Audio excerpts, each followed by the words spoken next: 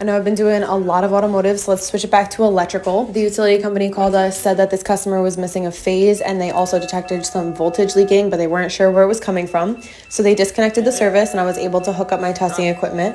Basically what this does is it creates a frequency going down the wire, so that way this piece of equipment that I'm holding can detect it in like a circular form and we get in the area, if not exactly on the wire. Turns out I'm getting the highest frequency reading where a post for a fence was.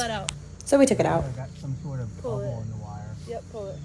There you That's go. not the wire? Yes, it is. Oh shit. There you go.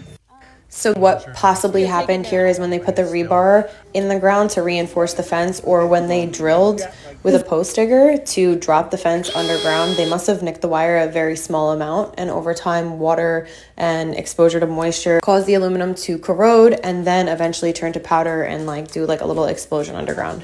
And that's what it looked like. So basically what I did was I cut it off. Thankfully, the wire volt was actually right to my left, so I was able to pull some slack through, so that way I can do an underground splice with the Burndy crimp, and we just heat shrink this seal on it so that way there's no water and moisture getting into this connection, and then we can rebury it. The customer did not want to pay for us to completely rip up the ground and put everything in pipe. They just wanted us to fix it where it was at so they could get their electric turned back on.